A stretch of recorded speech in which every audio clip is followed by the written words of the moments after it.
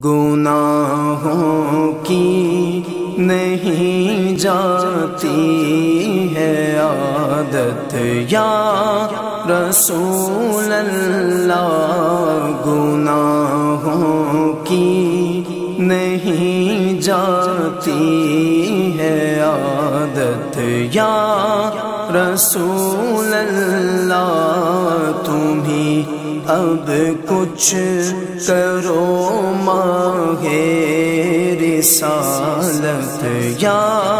رسول اللہ، گناہوں کی نہیں جاتی ہے عادت یا رسول اللہ، میں بچنا چاہتا نحمدہ ونصلی ونسلم علی رسولہ الکریم، اما بعد فاعوذ باللہ من الشیطان الرجیم، بسم اللہ الرحمن الرحیم۔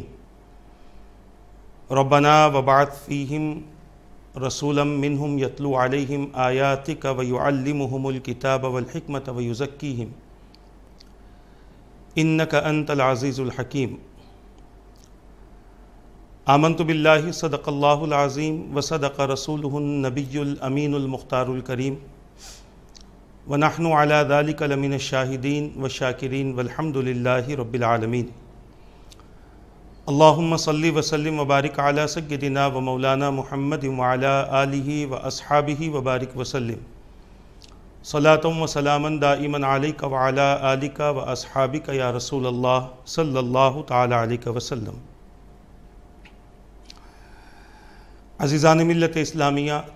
محترم ناظرین و سامعین کرام، قرآن کریم کے پہلے پارے کے 15ویں رکوع کی آخری آیت مبارکہ کو تلاوت کرنے کا میں نے شرف حاصل کیا ہے، جس میں اللہ تبارک و تعالیٰ کا ارشاد پاک ہو رہا ہے، جس کا معنی اور مفہوم یہ ہے: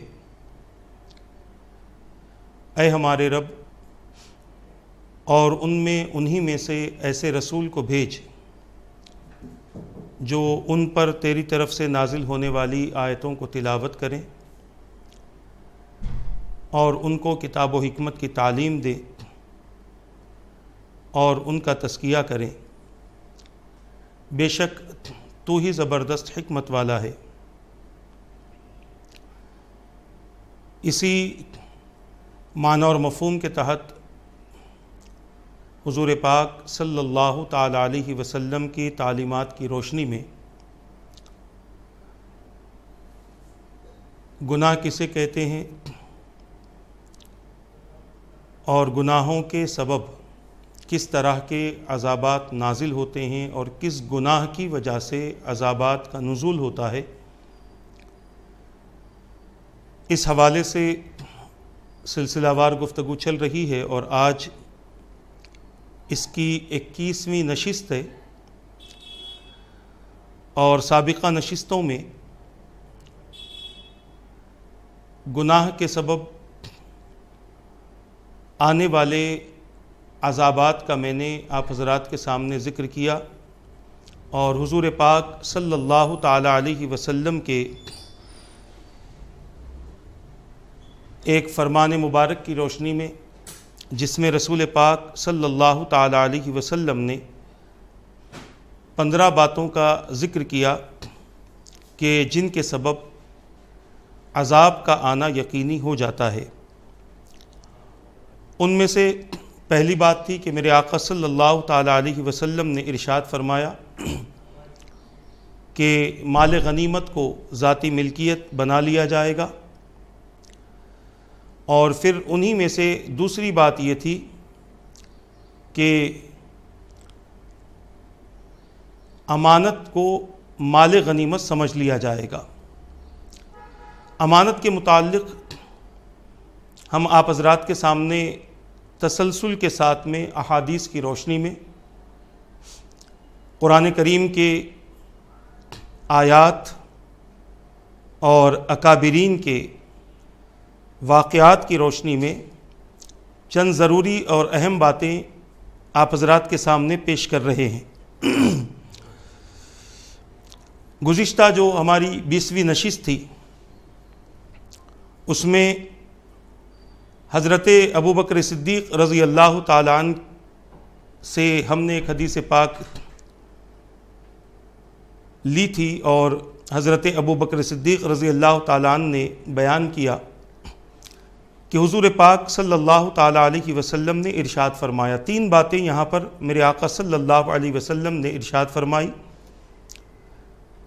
سب سے پہلی بات حضور نے فرمایا کہ جنت میں جبار داخل نہیں ہوگا، یعنی جبر کرنے والا، ظلم کرنے والا، زبردستی کرنے والا،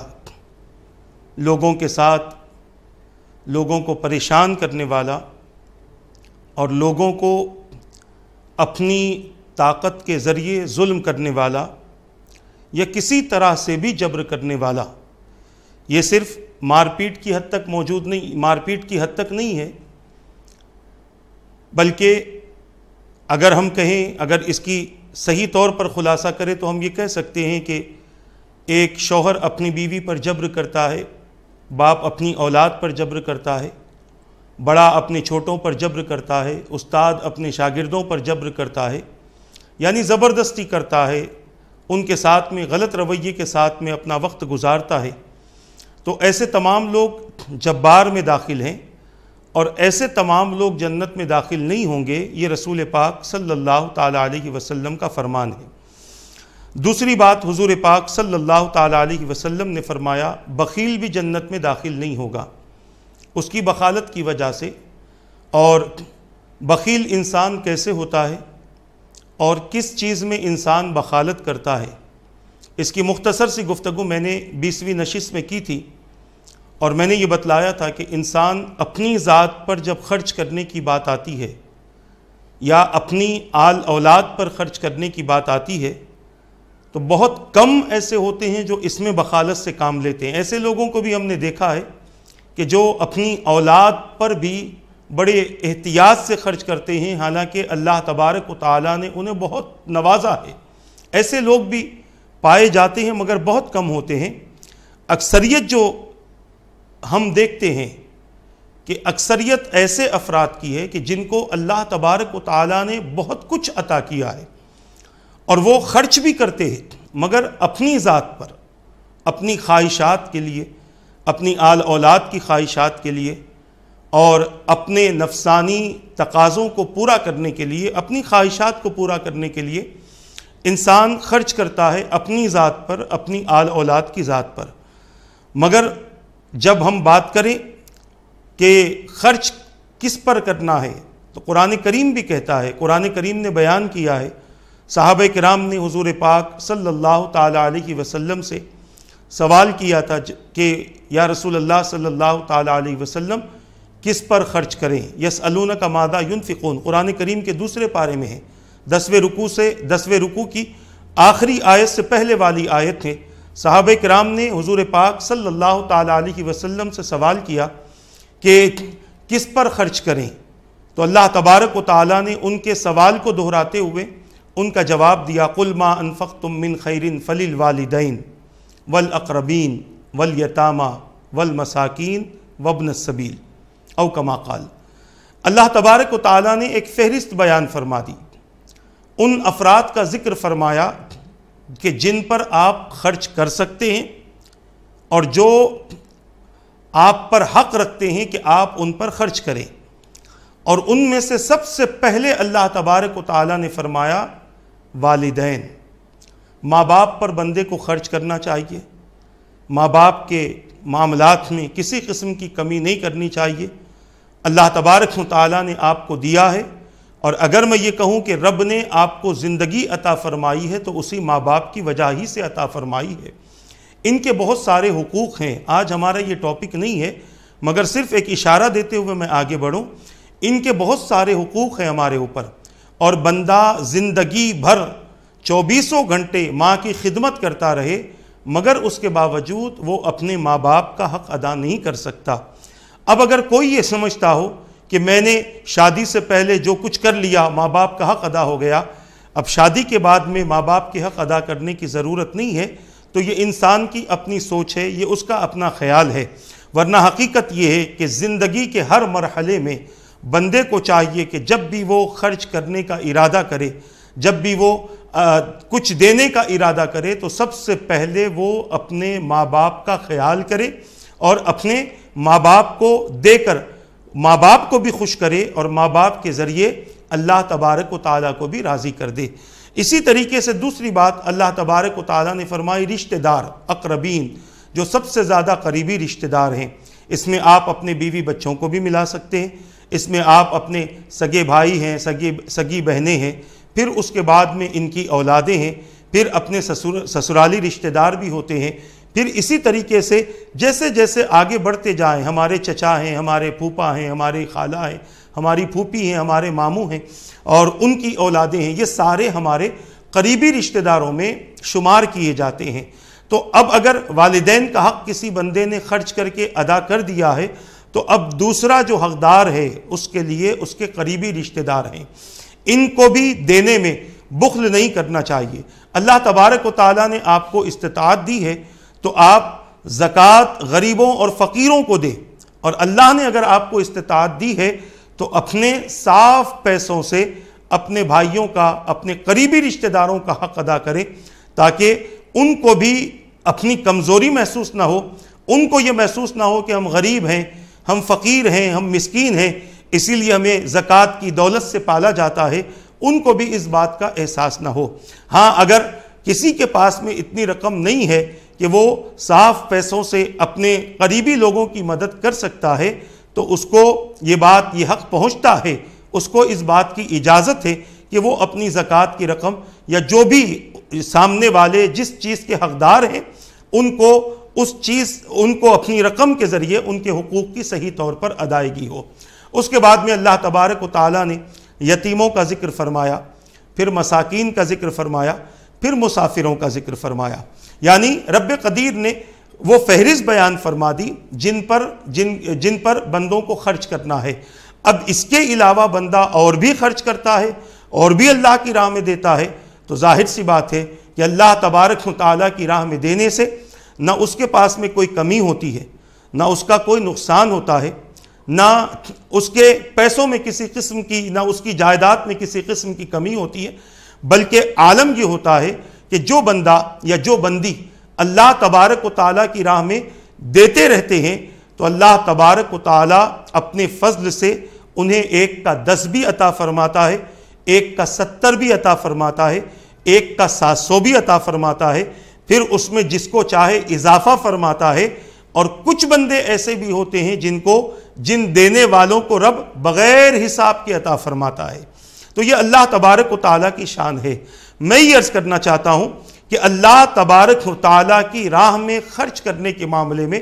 بخیل نہیں ہونا چاہیے۔ ہم اپنی ذات کو دیکھتے ہیں اور یہ بھی سوچ لیں، میں نے گزشتہ بھی کہہ دیا ہے، اللہ نے یہ امانت کے طور پر ہمیں دولت عطا کی ہے، اور امانت میں ذرا برابر بھی خیانت ہوگی تو اس کا جواب اللہ کی بارگاہ میں دینا ہے، اور اگر امانت جیسی ملی تھی ویسے ہی ہم نے اللہ کی راہ میں واپس کر دی ہے تو اس کا حساب اللہ سے لینا ہے، یعنی اللہ تبارک و تعالیٰ اس کی جزا اپنے فضل و کرم سے اپنے بندوں کو عطا فرمائے گا۔ تو بخالت یہ بہت بری بلا ہے، بخیل انسان سب سے بڑی نعمت سے محروم کر دیا جائے گا، اور وہ سب سے بڑی نعمت ہے جنت میں داخل ہونا۔ اس سے بڑی نعمت بندے کے پاس کچھ نہیں ہے۔ ہاں جنت میں داخل ہونے کے بعد سب سے بڑی اور سب سے اہم نعمت وہ ہے کہ بندے کو اللہ کا دیدار ہونا۔ اللہ کا دیدار ان بندوں کو ہوتا ہے جو بندے اللہ کے مقربین میں، اللہ کے محبوبین اور مقبولین میں شمار کیے جاتے ہیں۔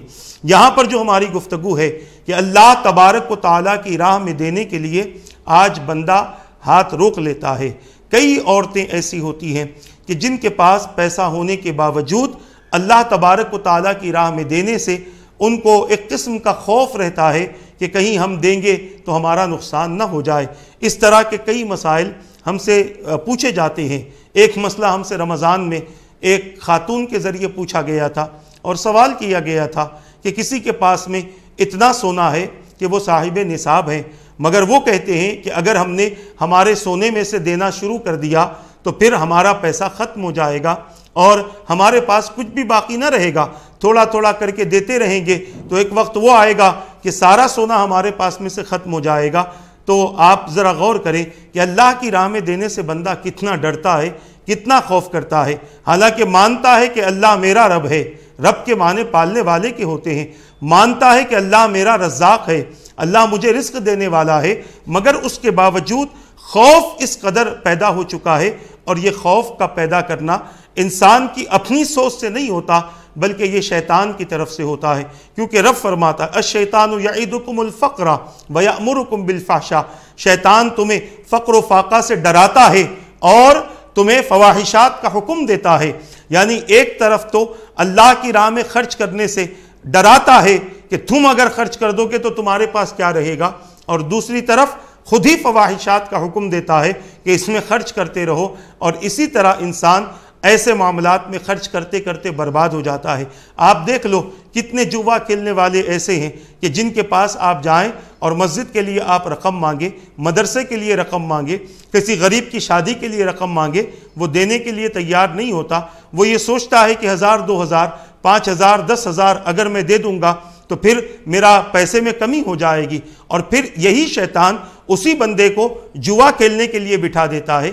کرکٹ میچ چل رہا ہے، شرط لگواتا ہے کہ تم اتنا پیسہ لگا دو، تم اتنا پیسہ لگا دو، اور جب ہار جاتا ہے تب اسے پتا چلتا ہے کہ میں نے یہ غلط کام کیا ہے، اور یہ کام شیطان کی طرف سے ہوتا ہے۔ عزیزان ملت اسلامیہ، مگر یہ بات ذہن میں رکھ لیں کہ جو بندہ اللہ تبارک و تعالیٰ کی راہ میں دیتا رہتا ہے وہ نہ کبھی نقصان میں آتا ہے، نہ کبھی وہ ڈوبتا ہے، نہ کبھی اس کا پیسہ چوری ہوتا ہے، نہ کبھی اس کے ساتھ کوئی دغا بازی ہو سکتی ہے، بلکہ اللہ تبارک و تعالیٰ اپنے فضل سے اس کی حفاظت فرماتا ہے اور اس کی تمام تر چیزوں کی حفاظت فرماتا ہے۔ مگر جو بندہ اللہ کی راہ میں نہیں دیتا وہ ہر گھڑی ہر جگہ نقصان اٹھانے والوں میں سے ہوتا ہے۔ گزشتہ نشست میں میں نے ایک بات عرض کی تھی کہ اس نشست میں وہ بات بیان کرنی ہے، جو اللہ تبارک و تعالیٰ کی راہ میں بندہ دیتا ہے اور دینے کے لیے وہ نہ بخل کرتا ہے، نہ کنجوسی کرتا ہے، نہ کسی قسم کا ٹال مٹول کرتا ہے،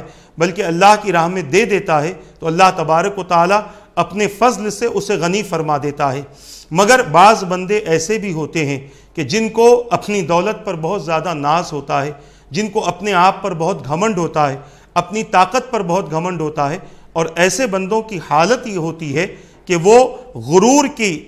کے اس مقام پر پہنچ جاتے ہیں، تکبر کے اس مقام پر پہنچ جاتے ہیں کہ وہ بندے دوسروں کو اپنے سے کمتر سمجھتے ہیں، اپنے سے کمزور سمجھتے ہیں، اپنے سے غریب اور مسکین سمجھتے ہیں، اور پھر کیفیت یہ ہوتی ہے کہ وہ اللہ کے بندوں کو جھڑکنا بھی شروع کر دیتے ہیں، ان کو غیر ضروری اور غیر غلط باتیں کرنا بھی شروع کر دیتے ہیں۔ ہمارے اکابرین نے ایک ایسا ہی واقعہ تاریخ کے حوالے سے بیان فرمایا ہے۔ ایک شخص بہت زیادہ مالدار تھا، اللہ نے بہت اسے دولت دی تھی، اور اس کا عالم یہ تھا کہ اس کے دسترخوان پر طرح طرح کے کھانے ہوتے تھے، طرح طرح کی نعمتیں ہوتی تھیں، یعنی کھانا اتنا ہوتا تھا کہ وہ اگر کھا کر کئی لوگوں کو کھلا سکتا تھا، اتنا کھانا اس کے دسترخوان پر لگا ہوا رہتا، ہر قسم کی غذائیں موجود ہیں، ہر قسم کے پھل، ہر قسم کے میوے موجود ہیں، سب کچھ اس کے دسترخوان پر موجود ہوتا۔ ایک مرتبہ وہ کھانے کے لیے بیٹھ رہا تھا، اچانک ایک فقیر نے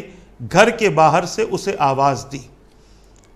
گھر کے باہر سے اسے آواز دی، اور آواز دی کہ میں بہت بھوکا ہوں، مجھے بھوک لگی ہے۔ ابھی یہ کھانے بیٹھ رہا تھا کہ اچانک اسے غصہ آیا اور گھر کے دروازے کے پاس گیا، دروازہ کھول کر اس فقیر کو بہت برا کہنے لگا، بہت غلط باتیں کہنے لگا۔ اس نے یہ نہ کیا کہ اپنے کھانے کی تھالوں میں سے، اپنے میوے کے تھالوں میں سے ایک تھال یا کچھ میوہ یا کچھ اناج اس فقیر کو دے دیتا، وہ اس کی بھوک بھی مٹ جاتی، وہ خوش ہو جاتا اور زیادہ دعائیں ملتی۔ مگر چونکہ یہ اپنے دولت کے نشے میں بہت زیادہ چور تھا اور اس کو بہت زیادہ اپنی ذات پر، اپنے آپ پر گھمنڈ تھا، اور پھر لوگوں کے دینے کے معاملے میں وہ بہت زیادہ بخل کرتا تھا، بہت زیادہ بخالت کرتا تھا، لہٰذا اس نے فقیر کو جو اس کی زبان چلی اسے سنا دیا، بہت زیادہ سنا دیا، اور اتنا سنایا کہ اس فقیر کا دل ٹوٹ گیا، اور وہ بہت زیادہ مجبور اور لاچار ہو کر، بہت زیادہ تعجب اور حیرت میں آ کر اس کے دروازے سے چلا گیا۔ یہ شخص اسے بہت زیادہ گالی گلوچ دے کر، بیکاری کی بات کر کے، غیر غلط گفتگو کر کے اپنے کھانے کے لیے واپس آیا۔ جی بھر کے اس نے کھانا کھایا۔ اب اس مالدار کی حالت یہ ہوئی کہ دن بدن اس کا کاروبار گھٹنے لگا، اس کے معاملات میں نقصان ہونے لگا، اس کا پیسہ ختم ہونے لگا، یہاں تک کہ ایک وقت وہ آیا کہ جس کے دسترخوان سامان سے اور اناج سے بھرا رہتا تھا، پھلوں سے بھرا رہتا تھا، اب اس کے دسترخوان پر کھانے کے لیے کھانا بھی موجود نہیں ہے۔ اور یہاں تک کیفیت آئی، قرض میں اتنا مبتلا ہوا کہ اس نے اپنی ساری جائیدادیں بیچ دی، اور یہاں تک کہ اپنا مکان بھی اسے بیچنا پڑا، اور اپنی بیوی سے اس نے کہا کہ سنو، میرے پاس میں جو کچھ تھا وہ ختم ہو گیا ہے، مفلسی کی حالت میں میری اپنی زندگی میرے لیے مشکل ہے، میں تمہیں اپنے ساتھ میں نہیں رکھ سکتا، لہٰذا میں تمہیں طلاق دیتا ہوں اور اجازت ہے کہ تم جس سے چاہے شادی کر لو۔ اس عورت کو اس نے طلاق دے دی۔ کچھ دن بعد اس عورت کو اسی کے اللہ تبارک و تعالیٰ کے فضل سے ایک اچھا شوہر نصیب ہو گیا۔ اس نے اس مرد سے شادی کر لی، خوشی کے ساتھ میں اس مرد کے ساتھ ایک بڑے مکان میں رہ کر اپنی زندگی گزارنے لگی۔ اس شخص کا بھی عالم یہی تھا کہ اس کے دسترخوان پر بہت زیادہ اناج ہوتا تھا اور بڑی خوشی سے وہ اناج کھاتا تھا۔ ایک مرتبہ وہ کھانے کے لیے بیٹھنے والا تھا، اچانک دروازے پر دستک ہوئی، پوچھا کون ہے؟ تو کہا ایک فقیر ہوں، مسکین ہوں، بہت بھوک لگ رہی ہے، کھانا چاہیے، کھانے کا انتظام کر دیجئے۔ لہٰذا جیسے ہی اس شخص نے سنا، اس مالدار نے سنا، اس نے اپنی بیوی سے کہا لے جاؤ اور اسے جتنے کھانے کی ضرورت ہے اسے اتنا کھانا دے دو۔ یہ عورت اس کے لیے کھانا لے کر دروازے کے پاس پہنچی، اس نے دروازہ کھولا، دروازہ کھول کر جیسے ہی دیکھا وہ عورت پہچان گئی اور بڑی چیخ مارتی ہوئی اپنے گھر میں واپس آئی، روتی ہوئی اپنے گھر میں واپس آئی، اندر کی طرف واپس آئی۔ شوہر نے پوچھا کیا بات ہے، آخر کیوں اتنا چیخ رہی ہو، آخر کیوں اتنا رو رہی ہو؟ اس خاتون نے کہا کہ بڑی حیرت کی بات ہے، بڑے تعجب کی بات ہے کہ آج جو میرے دروازے پر بھیک مانگنے کے لیے آیا ہے وہ کوئی اور نہیں ہے، فقیر تو ہے ہی ہے، مگر یہ میرا پہلا شوہر ہے جس کے پاس میں اتنی دولت تھی، اس کے پاس میں اتنا اناج تھا، اس کے پاس میں بہت زیادہ اللہ کی نعمتیں تھی، مگر اللہ تبارک و تعالیٰ نے آج اس کے ہاتھ میں یہ کٹورا دے دیا۔ اس کی وجہ یہ تھی کہ اس نے ایک مرتبہ کھانا کھاتے وقت میں ایک فقیر کو بہت زیادہ برا بھلا کہا تھا، اس فقیر کا دل ٹوٹ گیا تھا، لہٰذا اللہ تبارک و تعالیٰ نے آج پتہ نہیں اس فقیر کا کیا کیا، مگر اس انسان کو اللہ نے فقیر بنا دیا۔ اس کو میں نے پہچان لیا ہے، اور اللہ تبارک و تعالیٰ کے اس عذاب کو اور اس عتاب کو دیکھ کر میرے رونگٹے کھڑے ہو گئے اور میری آنکھوں سے آنسو جاری ہو گئے۔ اس شخص نے کہا کہ تم نے اپنے مانگنے والے شوہر کو تو پہچان لیا کہ یہ وہ تھا جو دولت مند تھا، مالدار تھا، بہت زیادہ پیسہ تھا، اسے تو پہچان لیا، کیا تم نے اس فقیر کو دیکھا، اسے پہچان سکتی ہو؟ تو اس خاتون نے کہا میں نے اسے دیکھا بھی نہیں ہے، میں اسے پہچان نہیں سکتی۔ اس شخص نے کہا کہ جو تیرے دروازے پر آیا تھا اور جس نے تیرے شوہر کی گالیاں سنی تھی، جس کی وجہ سے اس کا دل ٹوٹ گیا تھا، وہ کوئی اور نہیں ہے بلکہ وہ میں ہی ہوں۔ آج اللہ نے مجھے اس مقام پر کھڑا کر دیا ہے کہ میں دینے والا بن گیا، اور اللہ نے اسے اس مقام پر کھڑا کر دیا کہ وہ لینے والا بن گیا ہے۔ بتانا یہ چاہتا ہوں کہ اللہ تبارک و تعالیٰ کے بندوں کے ساتھ بخل نہ کرے، کنجوسی نہ کرے۔ آپ دیکھیں، انسان مسلمان ہونا اور مسلمان ہو کر اللہ کی راہ میں خرچ کرنا یہ تو اللہ کا حکم ہی ہے، مگر بہت سارے ایسے بندوں کو بھی ہم دیکھتے ہیں کہ جو ایمان والے نہیں ہیں، کلمہ نہیں پڑھتے، مگر اس کے باوجود اللہ تبارک و تعالیٰ نے انہیں بانٹنے والا بنایا ہے۔ صرف ایک چیز کی ان کے پاس میں کمی ہے کہ وہ مومن نہیں ہے، ایمان والے نہیں ہے، مگر سن لو جو وہ کر رہے ہیں اللہ تعالیٰ اس کا اجر انہیں دنیا ہی میں دے دے گا۔ قیامت کے دن اجر اور ثواب اگر کسی کو ملے گا تو وہ صرف ایمان والا ہے۔ اگر کسی کی بخشش ہوگی، کسی کی نجات ہوگی، کسی کی شفاعت ہوگی، کسی کو جہنم سے جنت کی طرف لے جایا جائے گا تو وہ صرف ایمان والے ہوں گے۔ نہ منافق جہنم سے نکلے گا، نہ کافر و مشرک جہنم سے نکلیں گے، ایمان والے نکلتے ہیں۔ میں آپ سے عرض کرنا چاہتا ہوں، اللہ تبارک و تعالیٰ نے روئے زمین پر ایسے ایسے بندوں کو رکھا ہے کہ جنہوں نے اللہ تبارک و تعالیٰ کے بندوں میں اللہ کی دی ہوئی دولت کو تقسیم کر کے قیامت تک کے لیے نام کمایا ہے۔ حاتم طائی کا نام آپ نے سنا ہوگا، یہ مسلمان نہیں تھا، حاتم طائی یہ مسلمان نہیں تھا، مگر اس کا عالم یہ تھا کہ یہ لوگوں کو بہت زیادہ اپنی دولت تقسیم کرتا تھا، یہاں تک کہ بعض مورخین نے کہا اس نے 11 دروازے بنوائے رکھے تھے، 11 یا 12 دروازے بنوائے رکھے تھے تاکہ کسی کو آنے کے لیے تکلیف نہ ہو، بلکہ جو بھی مانگنے کے لیے آ جائے اطمینان سے اس کے پاس میں آ کر اپنی ضرورت پوچھے، اپنی ضرورت کا سوال کرے اور اس کی ضرورت حاتم طائی پورا کر دے۔ اور یہی وجہ تو تھی، ایک واقعہ یہ بھی ملتا ہے کہ ایک مرتبہ حاتم طائی کے نواسے نے یا پوترے نے حضرت سیدنا امام حسن یا امام حسین رضی اللہ تعالیٰ عنہما ان دونوں میں سے کسی سے کہا تھا کہ میں ان کی اولاد ہوں جن کو حاتم کہتے ہیں، اور انہوں نے 11 دروازے بنائے رکھے تھے اور ہر دروازے سے فقیر آتا تھا اسے دیتے تھے۔ ایک مرتبہ ایک فقیر مانگنے آیا، ایک دروازے سے آیا، دے دیا، پھر وہی فقیر دوسرے دروازے سے آیا، دے دیا، وہی فقیر تیسرے دروازے سے آیا، یہاں تک کہ وہ ہر دروازے سے آتا رہا اور لیتا رہا، اور پھر 11 دروازے ختم ہو چکے، اب اس کے بعد اس کے لیے آنے کی کوئی جگہ باقی نہ تھی، مگر میرے دادا نے اسے یہ تک نہ کہا کہ تجھے میں نے دے دیا ہے، بار بار کیوں آتا ہے؟ حضرت سیدنا حسنین کریمین میں سے کسی نے اس سے کہا کہ تمہارے دادا کی شان یہ ہے، ان کی کیفیت یہ ہے کہ انہوں نے 11 دروازے بنائے رکھے تھے اور ایک ہی فقیر 11 دروازے سے آیا مگر اس کی ضرورت پھر بھی پوری نہ ہوئی۔ آؤ میں تمہیں میرے نانا کی بات کرتا ہوں، میرے نانا نے کوئی دروازہ نہیں بنایا، مگر میرے نانا جس کسی کو دے دیتے اسے دوسری مرتبہ زندگی میں مانگنے کی ضرورت نہ پڑتی۔ یہ میرے نانا کی سخاوت ہے، یہ میرے نانا کا دینا ہے۔ مجھے بتلانا یہ ہے کہ بخالت انسان کو ختم کر دیتی ہے، بخالت انسان کے ایمان کو کمزور کر دیتی ہے، اور بخالت کی وجہ سے، بخل کی وجہ سے انسان جنت میں داخل نہیں ہو سکتا۔ اسی لیے اللہ تبارک و تعالیٰ کی راہ میں خرچ کرو۔ آپ قرآن پڑھیے، کئی آیتیں ہمیں ملیں گی جس میں اللہ تبارک و تعالیٰ نے اپنی راہ میں خرچ کرنے کا حکم دیا۔ آپ دیکھ لیجئے، ایک مرتبہ حضور پاک صلی اللہ تعالیٰ علیہ وسلم حضرت مولا علی رضی اللہ تعالیٰ عنہ کو دیکھ کر مسکراتے ہیں۔ میرے آقا صلی اللہ تعالیٰ علیہ وسلم سے آپ نے مسکرانے کا سبب پوچھا تو حضور پاک صلی اللہ تعالیٰ علیہ وسلم نے ارشاد فرمایا، اے علی، کل سے لے کر آج تک تم نے اللہ کی راہ میں کیا خرچ کیا، کتنا خرچ کیا؟ عرض کرنے لگے حضور 4 دینار تھے، 4 دینار تھے، 1 دینار کو میں نے رات کے حصے میں خرچ کیا، 1 کو میں نے دن کے حصے میں خرچ کیا، 1 کو میں نے لوگوں کو بتا کر خرچ کیا،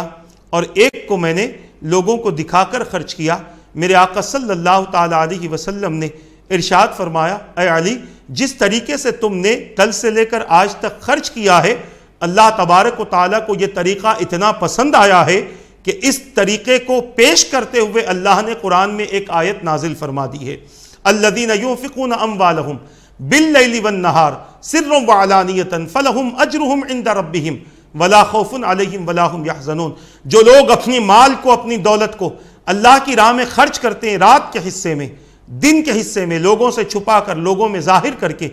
ان کے لیے ان کا اجر ان کے رب کے پاس ہے، اور ان کو کوئی خوف نہ ہوگا اور نہ یہ غمگین ہوں گے۔ آپ اندازہ کیجئے جس طریقے سے مولا علی رضی اللہ تعالیٰ عنہ نے اللہ تبارک و تعالیٰ کی راہ میں خرچ کیا تھا، اللہ تبارک و تعالیٰ نے وہ تمام ذریعے بتا دیے اور وہ تمام طریقے اپنے بندوں کے سامنے پیش فرما دیے۔ اسی طرح آپ دیکھیں ہمارے اکابرین نے، میں اس بات کو تھوڑا سا طویل اس لیے کر رہا ہوں کہ آج ہمارے اندر بخالت آ چکی ہے، اللہ کی راہ میں دینا ہو تو 10-20 روپے سے زیادہ ہم سے نہیں نکلتا، اور جب دنیا کے لیے دینا ہو تو کتنا بھی دے دیتے ہیں مگر ہمیں افسوس نہیں ہوتا، اور اللہ کی راہ میں دیتے ہیں تو بہت سارے افسوس کر لیتے ہیں، بہت سارے تو جھڑکتے ہیں۔ رمضان میں کئی لوگ چندہ مانگنے کے لیے نکلتے ہیں، مسجد کا چندہ ہوتا ہے، مدرسوں کا چندہ ہوتا ہے، اور تراویح کے انتظامات ہوتے ہیں، مساجد کے اخراجات ہوتے ہیں۔ جب ان کے لیے لوگ دکانوں پر پہنچتے ہیں تو بعض لوگ تو جھڑکیاں دے دیتے ہیں کہ جاؤ، بہت سارے لوگ آ گئے، ہمیں آپ کو نہیں دینا ہے۔ کتنا دیا ہوگا؟ پورا ملا کر کتنا دیا ہوگا؟ 10 آدمی کو دیا ہوگا، 20 کو دیا ہوگا۔ دینے والا کتنا دیتا ہے؟ 10 روپیہ، 20 روپیہ، 50 روپیہ، 100 روپیہ۔ 100 روپے سے 20 آدمی کو دو تو 2000 ہوتے ہیں، 100 سے 20 آدمی کو دو تو 2000 ہوتے ہیں۔ اب آپ اندازہ کیجئے یہ 2000 جو اللہ کی راہ میں رمضان کے مہینے میں بندے نے خرچ کیا ہے، اللہ تبارک و تعالی رمضان میں ایک نیکی کو 700 گنا تک کر کے اس کو واپس کرتا ہے. 2000 اگر کسی نے خرچ کیا ہے، نہ جانے کتنی نیکیاں اس نے اپنے اندر سمیٹ لی ہیں. مگر اس کے باوجود آج بندے کو چونکہ قرآن کا علم برابر نہیں، حدیث کا علم برابر نہیں، اور اگر ہے بھی تو شیطان اس قدر حاوی ہو چکا ہے کہ بندہ اس طرف توجہ جانے ہی نہیں دیتا، اور اس طرف نیکیوں کی طرف، اعمال صالحہ کے ذخیرے کی طرف اور اللہ کی رضا کی طرف شیطان توجہ کرنے ہی نہیں دیتا. اسی لیے وہ بندہ جھڑک دیتا ہے، جائیے ایسا کیجئے ویسا کیجئے. اور اگر وہی کوئی دنیا دار آ جائے، کوئی لیڈر مانگنے کے لیے آ جائے، کہیں سے کوئی سوال ہو جائے، تو جتنا ہو سکے زیادہ سے زیادہ دیتا ہے کہ میرا نام ہو. عزیزان ملت اسلامیہ، انسان کو دے کر اگر انسان کے پاس نام چاہتا ہے تو چند دنوں تک نام رہتا ہے، چند گھنٹوں تک نام رہتا ہے. مگر جو بندہ اللہ کی راہ میں دنیا میں خرچ کرتا ہے، اللہ تبارک و تعالی اگر اس بندے سے راضی ہو گیا تو جنت میں اس کے نام کا مکان بھی بنوا دیتا ہے. اس کے جنت میں اس کے نام کا ایک مکان بھی رکھ دیتا ہے جو دنیا میں اللہ کی راہ میں خرچ کرتا ہے. اسی لیے میں نے گزشتہ ایک حدیث پاک سنائی تھی کہ جو دنیا میں اللہ کے گھر کی تعمیر کرواتا ہے، اللہ تعالیٰ جنت میں اس کے لیے مکان رکھتا ہے. میرے پیارے آقا صلی اللہ تعالیٰ علیہ وسلم کے پیارے دیوانوں، تو میں یہ عرض کرنا چاہتا ہوں، بخیلی نہ ہو، کنجوسی نہ ہو. ہمارے اکابرین نے تو ایسے ایسے واقعات اور ایسی اپنی زندگی کا ایسا نمونہ ہمارے لیے چھوڑا ہے، مگر آج ہمارے پاس ان کو پڑھنے کے لیے وقت نہیں ہے. کوئی سناتا ہے تو سننے کے لیے بھی وقت ہمارے پاس میں نہیں ہے. وہی اگر کامیڈی ہو، کوئی پکچر ہو تو انسان 3 گھنٹے نہیں 30 گھنٹے دیکھ لیتا ہے. مگر اللہ اور اس کے رسول کے فرامین کے ذریعے ہونے والے 40-50 منٹ کے بیان کے لیے ہمارے پاس میں فرصت نہیں ہوتی. لہٰذا فرصت نکالیں تاکہ کل قیامت کے دن ہم ایسی حالت میں نہ اٹھے کہ ہمیں معلوم نہ تھا اور ہم نے بہت سارے گناہ کر لیے ہیں، اور اس کی جزا اللہ تبارک و تعالی جہنم کے حوالے سے دے دے. اس سے بہتر ہے کہ اپنی زندگی کو درست کریں. تو میں یہ عرض کر رہا تھا، ہمارے اکابرین نے اپنی زندگی میں بہت زیادہ نمونے ہمارے لیے رکھے ہیں. میں آپ کو بتاؤں، مشہور واقعہ ہے حضرت مولا علی رضی اللہ تعالیٰ عنہ کا، خاتون جنت رضی اللہ تعالیٰ عنہ کا، حسنین کریمین کا، اور آپ کی باندی فضہ کا. یہ بڑا مشہور واقعہ ہے. جیسے ہی میں واقعہ شروع کروں گا آپ کے ذہن میں شاید یہ بات آ جائے. حسنین کریمین بیمار ہوئے، اور اتنے بیمار ہوئے کہ خاتون جنت اور مولا علی رضی اللہ تعالیٰ عنہما نے اس بات کی نظر مانی کہ اگر بچے اچھے ہو جائیں گے، صحت مند ہوں گے تو ہم روزہ رکھیں گے. منت مانی تھی، بچے صحت مند ہو گئے. اب آپ نے روزہ رکھنا تھا، مگر سحر کے لیے کوئی انتظام نہیں، افطار کے لیے کوئی انتظام نہیں، نہ کھانا موجود ہے، نہ کھانے کا کوئی سامان گھر کے اندر موجود ہے.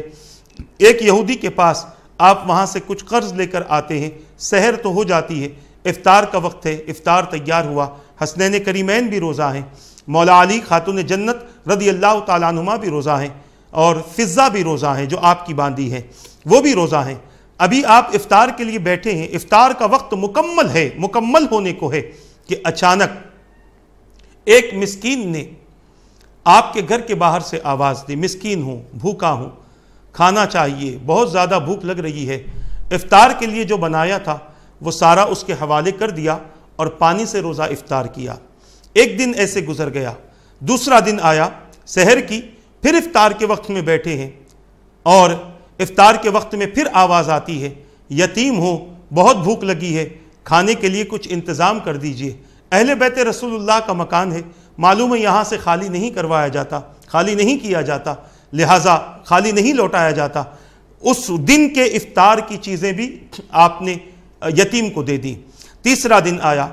سحر کر لی، افطار کا وقت آیا، ایک قیدی نے گھر کے باہر سے آواز دی، میں قیدی ہوں، اے اہل بیت رسول اللہ، بہت بھوکا ہوں، مجھے کھانے کی ضرورت ہے. افطار کا وقت تھا، اس وقت کا بھی کھانا دے دیا اور پانی سے روزہ افطار کیا. اب آپ دیکھیں، انہوں نے یہاں پر زمین پر یہ عمل کیا، بخل نہیں کیا، حالانکہ بچے بھی بھوکے ہیں، خاتون جنت بھی روزے سے ہیں، مولا علی بھی روزے سے ہیں، باندھی بھی روزے سے ہیں، مگر اس کے باوجود بخل نہیں کیا.